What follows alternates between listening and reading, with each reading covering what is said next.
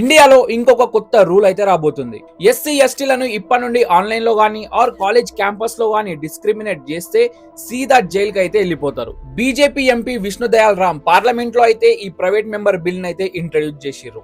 ఈ బిల్లు ఏం చెప్తుందంటే ఎస్సీ ఎస్టీ కమ్యూనిటీ వాళ్ళని ఆన్లైన్ లో గానీ ఆర్ కాలేజ్ క్యాంపస్ లో గానీ డిస్క్రిమినేట్ చేస్తే కఠినంగా పనిష్మెంట్ ఇవ్వాలని చెప్పేసి ఈ బిల్ అయితే చెబుతుంది. సోషల్ మీడియా మెసేజెస్, ఈమెయిల్స్ లో ఆర్ ఇతర ఏదన్నా డిజిటల్ ప్లాట్ఫామ్ లో ఎస్సీ ఎస్టీలను ఇన్సల్ట్ చేయడం, డిస్క్రిమినేట్ చేయడం ఆర్ హరాస్మెంట్ చేయడం జరిగితే పనిష్మెంట్ సివియర్ గా ఉండాలని చెప్పేసి ఈ బిల్లు ద్వారా అయితే కోరుతున్నారంట.